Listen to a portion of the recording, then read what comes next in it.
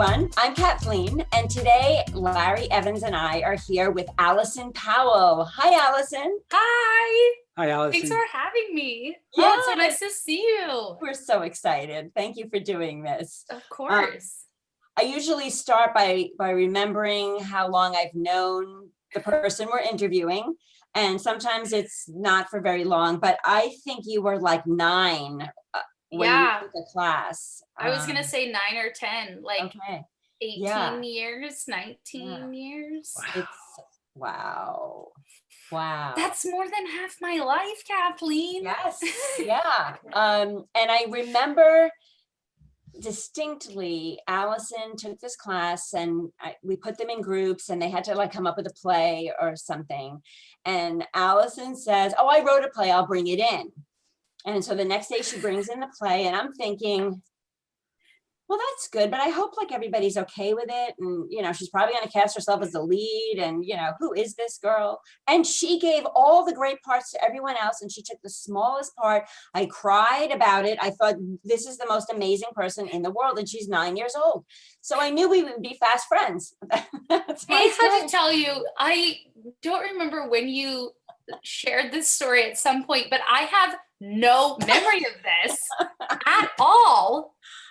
What kind of play did I even write? What could it have been about? I don't know. And I remember meeting you, and this, I think you were 12. And I think I asked Kathleen, "Are you sure she's 12? Because she's like 20 years old." You know? I know. You're yes. You were just so mature and just so together. Always. And, you know. Always. You had a great confidence, but you weren't cocky, you know. No, not at all. Wow, let's do this interview once a week. I know. Good ego booster. Really. In 2020. So when do you think you got the acting bug? When did that happen to you? I think I always was probably performing. Like growing up, when I was really little, in my family, we were always doing like little plays if we went to the beach for a week or like at Thanksgiving, it was always like, well, we're going to reimagine this fairy tale. That was the main thing we did, was like reimagine fairy tales. Sure. And put them on. And I just remember the main one I remember was maybe it was like Cinderella or Sleeping Beauty. I don't know. But I was so insistent. It ended in a wedding. And I was like, we've got to drape the sheet on me perfectly to look like a veil. And it did not go on that way. And I remember storming off the porch of the beach house. And I was like, I'm not finishing this production. And that was the last time you ever were hard to work with. And let's hope. So I knew I always enjoyed it. And yeah, I think the first sort of acting thing, professional thing that I did was my mom had found a dance studio that was trying to put on the best Christmas pageant ever. So they were having sort of auditions, but it was sort of like come and read the script out loud. So we went to that, myself, my brother Jamie, and my sister Caitlin, and I went. And so she kept switching up people, you know, who was reading what part as we read through this whole play. And then eventually I was the only one reading Imogene Herdman, which is one of the leading roles. And the main thing that I remember is having to learn live at this audition / stage reading that you can't just read the characters' lines. You have to read like the whole thing that's coming before your line. Otherwise you don't know when to speak. And like literally figuring that out on the spot, and sometimes just being like, what's happening? Because I think I was 8 or 9. I'm like, I don't know what to do. And hysterical. It was just so funny. But yeah, Caitlin ended up playing Beth in that production. I think Jamie what's the oldest Herdman boy? Joseph? He plays Joseph in the pageant. Anyway, whatever. And I was Imogene. So that was one. And I'm pretty sure that was first, because when I went to an audition for Winnie the Pooh at Applause Cary Youth Theater, I remember thinking to myself in the audition room, okay, Allison, remember, you've got to read all the lines on the page, not just yours. Otherwise, you don't know when to say them. Great advice. I'm gonna write Great that one advice. down. Write Yeah, write that that down, down, Larry. everyone. You've got to read every line in the script. And also, what's so funny to me about that audition is I remember going in the first night. I got up and read the scene for Rue with somebody, and then they had like an uneven number of people in the room. So the director said, "Oh, Allison, can you come up and read again to fill out this pair?" And I remember thinking, oh man, I didn't get the role. He feels so bad for me. He wants me to just read it again Right. this one night because this is my only shot to do it. And I told my mom when I came out, she said, how'd it go? And I said, oh, I don't think it went very well because he wanted me to do it twice. And she was like, no, that means that they liked you and they wanted to see you do more of it. I thought, oh, I didn't think of it that way. That's So great. Oh, I love it. Didn't your mom do hilarious. Wait Until Dark at RLT years and years ago, Yeah. maybe before you were Yeah. even born? Yeah. Oh yeah. Yeah. I think she was 12 or 13 in that production. I was definitely not born. Oh, okay. So she played the young girl. Yeah. She was the young girl in that production. So do you count that? I'm going to ask you, the question is, what's the first Okay. show you were in? Would you count what you just said, that being the first show, or?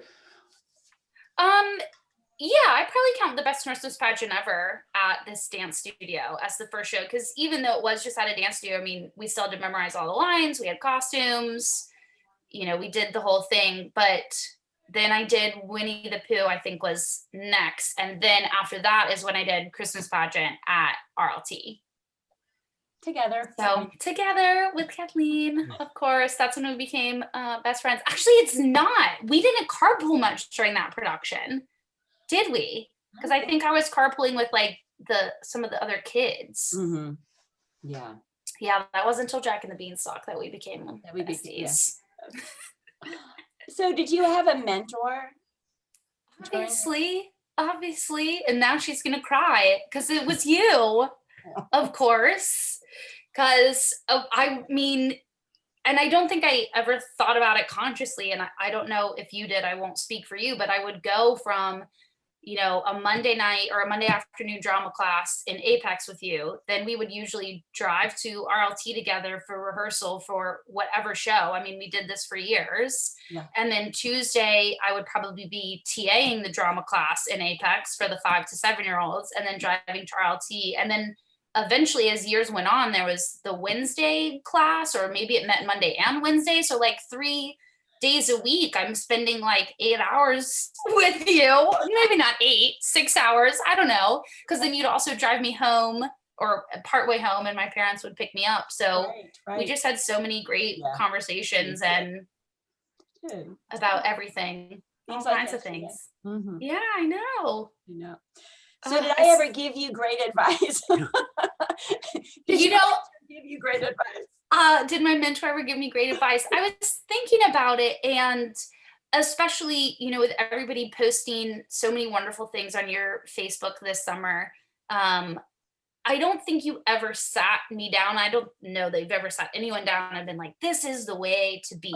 But just the way that you carry yourself and that you always care so much about people and are always respectful of everybody's personalities in the room. Because definitely as a kid in drama class, I feel like I would just gossip about the kids and be like, Kathleen, you don't even know what they said when we were in individual group time working on this sketch. Like, these kids are idiots. And you would always be like, well, everyone just has their own way of doing things and their own personality, and just so open and tolerant in the best way. And I think that really just taught me to respect everybody's opinion and decisions and be as humble as you can. Like, I don't think that you get enough credit for everything that you do and have done in the local theater community. But thank you. You didn't know, Larry, this was going to be all about me. I know. And then I met this guy, Larry, and let me tell you. Yeah. Do you have, speaking of that, do you have a favorite theater or film actress? So it's this guy named Larry Evans. I really don't think I do. That was one of the hardest questions. Because I I'm not a person who typically goes to see a movie or a show just because there's a certain actor or actress in it. I'm Right. much more concerned about the story. Like if the story is good, it doesn't really matter to me Mhm. who's in it. But if the story's not good and I don't care about the characters, I'm turning it Or off. do you have a worse actor or actress that you can? Okay, it's also this guy named Larry Evans. No, no, no. Yeah. I don't think so. I mean, there's certainly people that you can tell just aren't comfortable in what they're doing and they're just guarded in some way. Um, well, my unpopular opinion would be that I don't really like, now I cannot even think of his name. Everybody thinks he's the best actor in the world. What's his name? Come on, name me the best actor in the world, and it's going to be who I'm thinking of. I promise. You know, we get a lot of people on this series say Sam Rockwell is her favorite actor, and I'm always surprised. I love I love Sam him too, Rockwell, but- though. I do, but no. Come on, he played Lincoln and Lincoln. Oh, yeah. Daniel Day-Lewis. Daniel Day-Lewis. I just think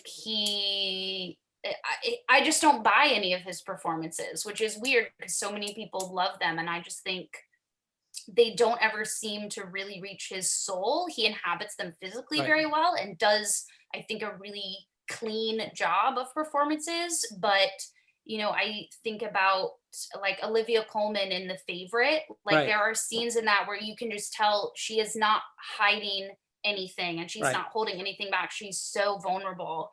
And I think that's what it takes to have a really good performance. And I don't know that Daniel Day-Lewis is ever that vulnerable. He's always very together. So that's my remember learning unpopular something- opinion. I was just starting doing acting in Wilmington. There was an actor who was just, he was the only one who was getting film work when Wilmington first came. He was in his 50s. And he did Inherit the Wind. And I went there with another director, and I was just saying, oh my God, he's so great. And he said, yeah, but he never really connected to any of the actors on stage. It was always one performance. It didn't matter what you gave him. He already knew how he was going to do the lines. Yeah. Yeah. So Allison, not counting the very first audition where you didn't read everybody else's lines, do you have a worst audition story that you want to share with us? Worst audition story. I thought about that one too. And I feel like most of the auditions, especially the ones at RLT, are always super fun and really well run. I did have an audition in college that luckily was I'm trying to think, it was definitely my second year, and I was only at UNCG for 2 years, so also my last year, to make that confusing. So I luckily knew all the professors, I knew all the directors of the show.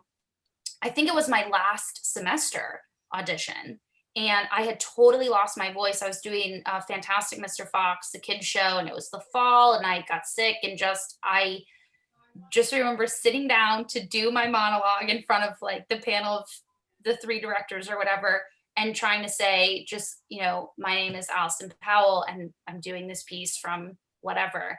And barely of sound came out of my throat. And one of the directors just went, oh my God.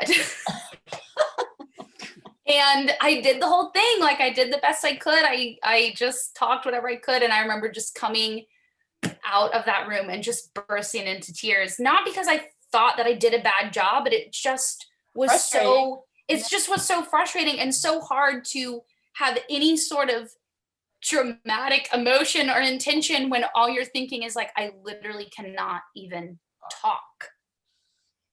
So that's probably the worst. Oh wait, no, I just remembered. Okay, so really the worst. Okay, I was only thinking about theater things. Okay, so really the worst is I auditioned for this thing in LA that they needed somebody who could swim or who was comfortable in water because they were just going to be in a photograph laying in water. Okay.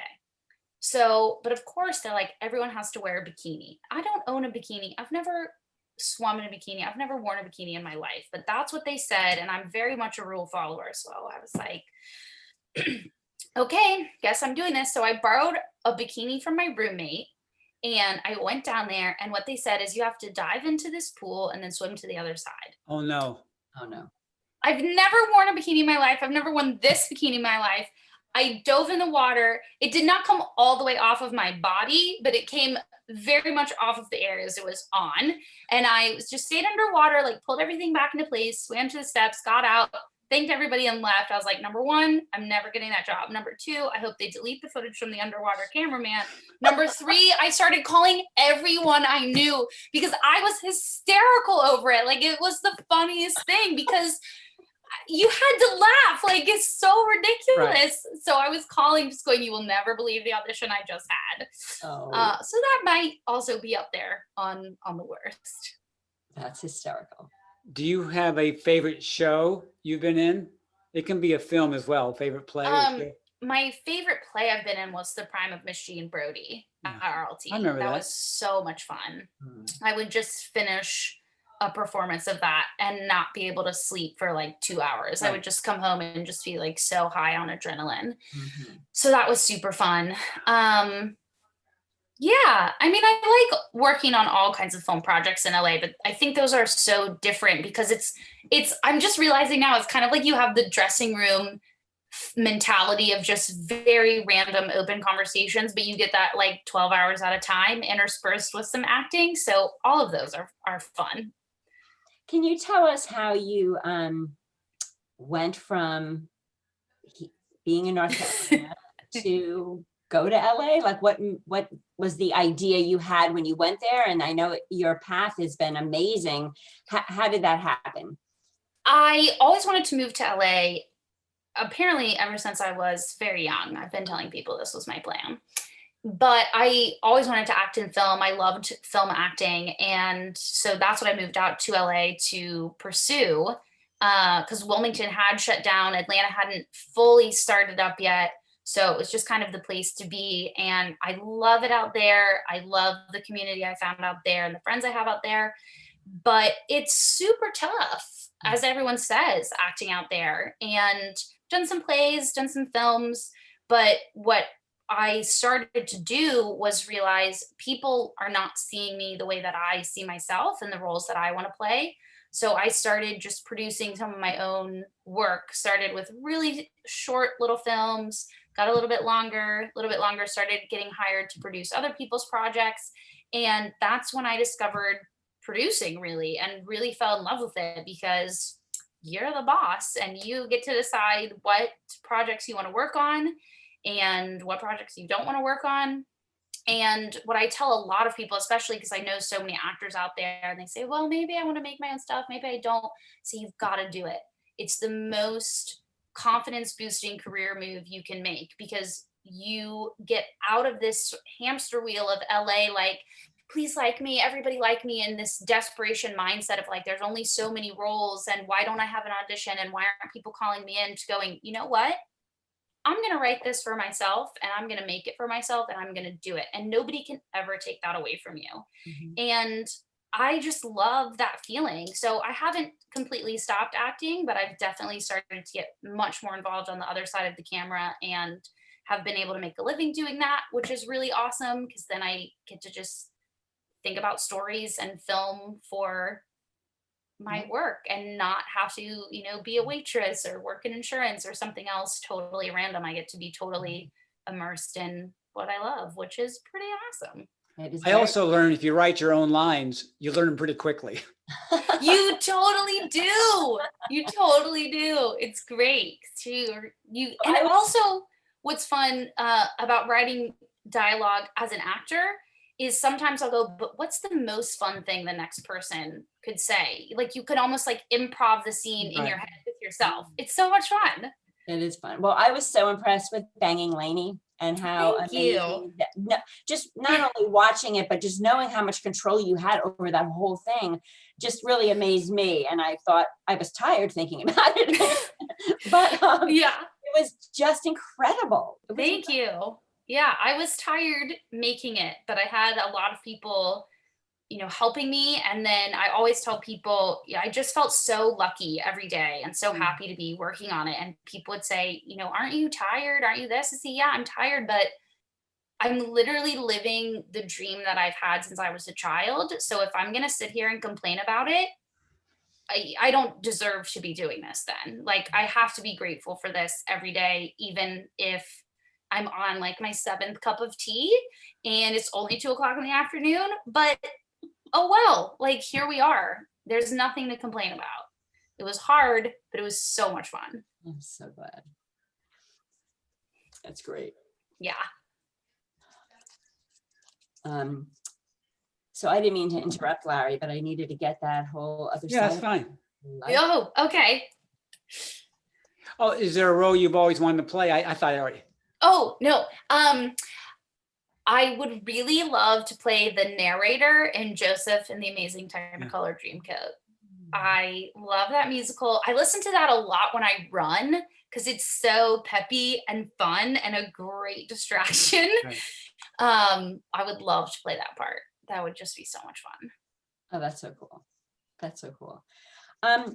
So we talked a little bit about types of actors, but like when you are on the stage or on a set or whatnot, what do you hope your scene partner is giving to you or you're getting from, what is the best actor to be on stage with? That they read all the lines.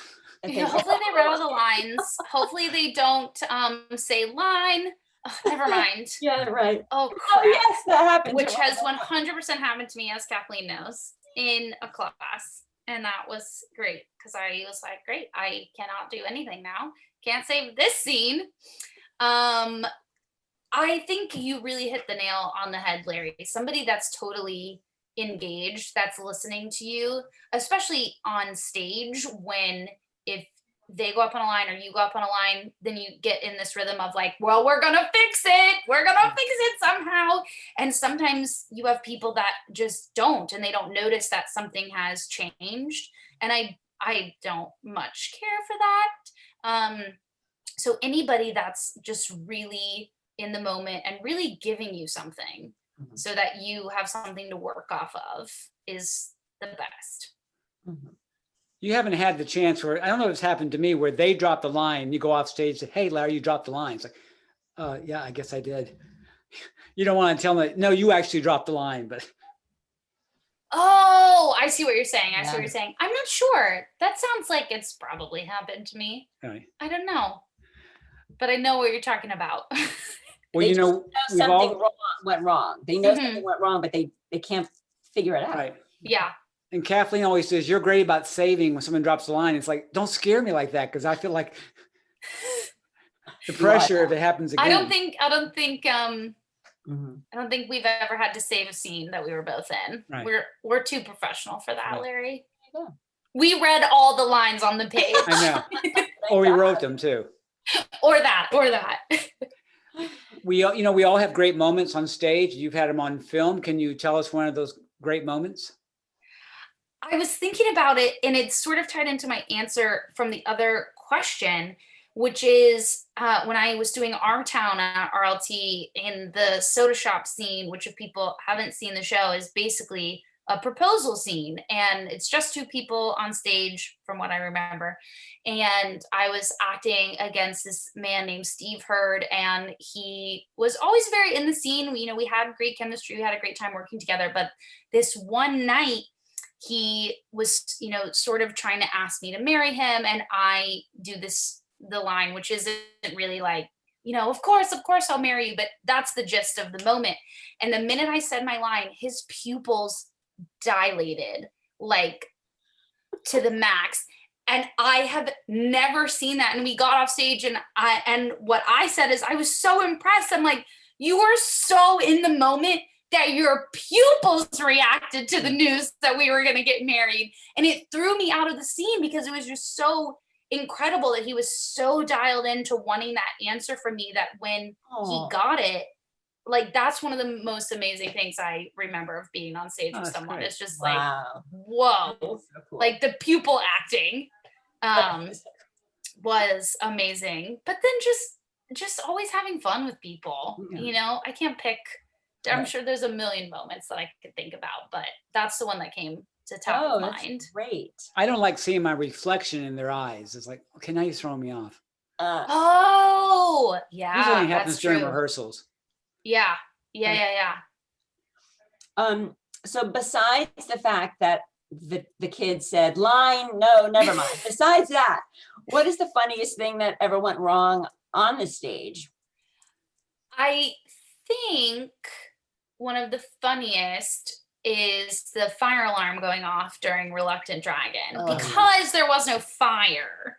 And what was funny about it is a few things. Just the whole situation was funny in that, number one, there's a man in a full dragon costume, and he had said, if the fire alarm goes off, someone has got to guide me out of the building because I cannot see anything.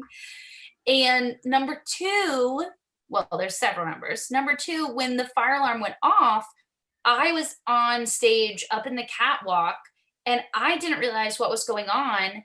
And then this other actor in the show just goes, ladies and gentlemen, please exit the building in an orderly fashion. And then he ran off stage. Yeah. And I was like, what in the heck? But nobody reacted. They all thought it was part of the show until the stage manager, wasn't it Ken, I think? I think so. Here's Nicole making a cameo appearance. Who was also in the Reluctant Dragon. That's right. See, she came in under cue. Came in right on cue. That is an actor for you.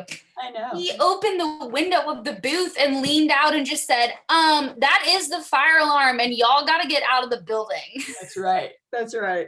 I remember So it was just funny in retrospect because there was no fire and it was all fine. But I think that was just hilarious. Yes. In the aftermath. Yes. And I'm also thinking of the time during Petite Rouge at the very opening, because Zach forgot something, his harmonica, I think, because he forgot it twice in the show. And one time he went off like in the middle of the song when he didn't have lines and came back on, so it was fine. But I was a little bit like, I'm about to have a scene with you. Where are you going? And then the second time it happened, I remember he kind of looked at me and he did this sad shake of his head like, oh yeah, I don't have it. And he left. And I didn't really know how long he was going to be gone. And he left me alone on stage. So I think I said something because I thought I've got to start monologuing. Like now there's dead quiet. There's not a song and I don't have anyone to even improv a scene with. So I think I said something like, it's so boring. Nothing ever happens around here. I wish something exciting would happen. Like, I don't even know. I just started talking until he came back on stage with his harmonica and then thank goodness we could start the scene. That is hysterical. That was pretty funny. I did give him a hard time for that too. You should have, yes. We should have had Elaine backstage. She wouldn't let him walk out without that prop. True. Well, I did have in that show as well, because I think Aaron kept forgetting his whistle for being the riverboat captain. I don't remember all of the details, but every time I would walk off stage, he was walking on, and we had this thing every show where I would just whisper to him, whistle, and he'd go whistle, and he'd like make sure he had his whistle. So you know, you make do. You are there to make the other actors look good. Yes. So this next question you might not be able to answer because you've done so much. If you couldn't be an actor, producer, writer, or director, what's something else you'd want to do in the theater arts? Darn it, Larry! Come on, I was gonna say a producer. Now you're taking that away. When I was younger, when I was really little, I wanted to be a marine biologist. But as I got older, I think I would really enjoy being a history professor, or if it's not too close to acting, a historical reenactor in Williamsburg. Right. That would be great. I also would love to be in those old History Channel documentaries, like of the Dark Ages, and just be a person that's like rolling around in the mud, dying of the plague. I would totally do that. I think that looks like so much fun. But that's probably acting as well, obviously. So I think history professor would be fun. Yeah. You could act it out in class. Exactly. Now, if you could go back in time and talk to your younger self, which is only like last week, what's the advice you'd give yourself about your career and your acting? I think acting specifically, I would say, and this is one that I have struggled with, and I think all actors have to work through, is just stop caring. You have to not care. You have to have that vulnerability of not caring what other people are going to think about you or your performance or what you're doing. Oh my gosh, Kathleen, this is making me think of another great audition story, which I'll tell in a minute because you said I could have tangents. But especially with acting on film, that's really hard to not be self-conscious in front of the camera, and just figuring out a way to let that go and just really, people always say, oh, be in the moment, do this. And the note that helped me the most was one I got from an acting professor in college. And he just said, well, do everything wrong. And to me, that just gave me an active way to not worry about, getting everything right and making everything perfect. I could kind of say to myself, oh, we'll do everything wrong. So if I feel like laughing here, well, I'm just going to laugh. And it doesn't matter if that's wrong, because I'm supposed to be doing everything wrong anyway. And it was such a great note, even though it seems counterintuitive. It was so helpful at getting me out of my head and getting me away from worrying about how was the performance coming off to the audience, and much more about just living it. That's so great. Okay, so this audition story is Petite Rouge. Speaking of just not caring about what people think of you, I don't think I cared as much when I was a kid. I started to care as I got older and into college, and then had to sort of grow out of that, because auditioning for Petite Rouge, there is a line in the show, because we're trying to get to Thibodeau, which is spelled very weird. It's spelled French. And no one that was at the callbacks really knew how to say it. And I remember people sort of stumbling over it or saying like, how are we going to get to the Bodocs? And it was just like taking all the momentum out of this scene. So when I went up and was reading it, I was just like, well, how are we going to get to somewhere? Because I was like, forget trying to say this word. Like, it doesn't matter. You'll tell me how to pronounce it later. And I think after I went up is when you said, Kathleen, you just looked at all of us in the Gaddy and you went, the word is Thibodeau. Like you were supposed to know that. Like we were all, all these 13-year-olds are supposed to know how to speak French. Oh my gosh, it cracks me up. Well, Larry, I still think if I don't pronounce a word correctly in audition, he's out. But this was like written in Cajun dialect. So we actually had to have someone come in and teach us how to pronounce all those things. So, yeah, true. Oh yeah, I forgot about that. Remember that? Mm-hmm. Yeah. Kurt. Yeah. Kurt Landry, I think. Mm-hmm. Yeah. He was great. Yeah. Yeah. So, oh my gosh, that is so funny. Well, yeah. We are so excited that you could come on and share your life story with us. Oh my gosh, I'm so happy to do it. So fun to reconnect and talk about all the good theater memories. All the memories. Yeah, I've forgotten about some of those. So thank you for that. I have a funny film story to tell you after we're off camera. Okay. Oh, I'm excited. I'm excited. It's just a funny story, but it's too long for this, Okay. Oh, well, when do you get interviewed, Larry? Or have you already been interviewed? It has been, yes. She Okay, I've interviewed gotta go me, watch it. and I interviewed Kathleen, but somehow Kathleen's interview got messed up and we couldn't put it online. I've been trying to get something like Jenny and I together and re-interview Kathleen, but Oh my gosh. Well, maybe I'll come interview Kathleen. I'm curious to know some of your answers. Okay. Okay. Thank you so much and have a safe Of trip. course. Thank you for having me. Yeah, thank you, Larry. bye. Thanks, Larry. Nice seeing you. Bye. Okay, bye.